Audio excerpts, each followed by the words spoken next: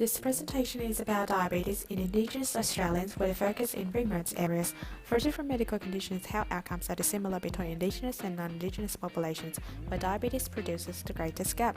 The factors that create this inequity are socially produced, systematic in their distribution, which are avoidable, unfair, and unjust.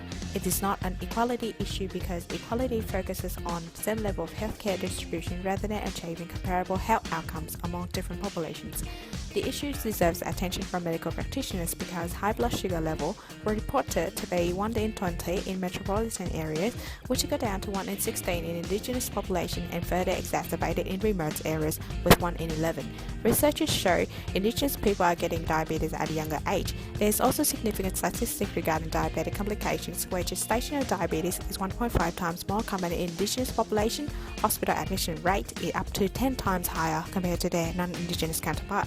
Those affected the most are Indigenous Australians that reside in remote areas.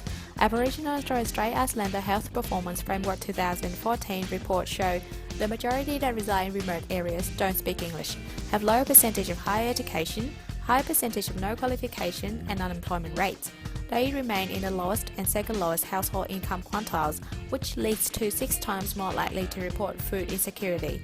They are also more likely to be physically inactive, obese and a smoker, and less likely to meet their fruit and vegetable daily intake. These are the risk factors for diabetes. Thus, linking them together, we have a causal pathway from upstream determinants, especially the environmental factors of being remote, to intermediate determinants like lower education and employment rates that leads to lower level of health literacy and incomes, which create food insecurities, poor housing conditions, and difficulty accessing services. To downstream determinants, including lifestyle factors like poor health behaviors mentioned above, psychological factors including residual stress from the effect of stolen generation, and safety factors. These different levels of health determinants eventually leads to the inequity in Indigenous diabetes health outcomes, including increasing prevalence for diabetes and hospitalization rates for renal complications. Diabetes is the second leading underlying cause of death among Aboriginal and Torres Strait Islanders, with a death rate that is 6 times higher than their non-Indigenous counterpart. Therefore, to reach the remote Indigenous population, a preferred preventive community strategy to respond to this health inequity is using telehealth, which involves diabetic educators providing information about diabetes, encouraging and promoting lifestyle changes, as well as diabetes management in Indigenous population through telephone. Another new feature to this proposed strategy is a voice automated application that can translate diabetic information into different Aboriginal languages, which will assist diabetic educators to communicate with those that don't speak English in remote areas.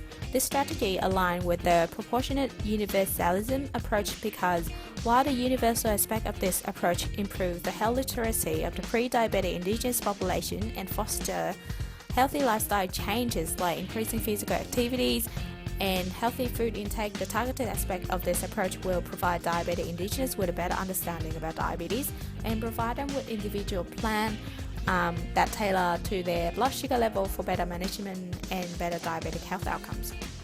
Telehealth has the potential to become a national program as can connect practitioners, specialists, and other allied health workers in managing medical conditions, while the patient can still sit back at home and enjoy holistic care.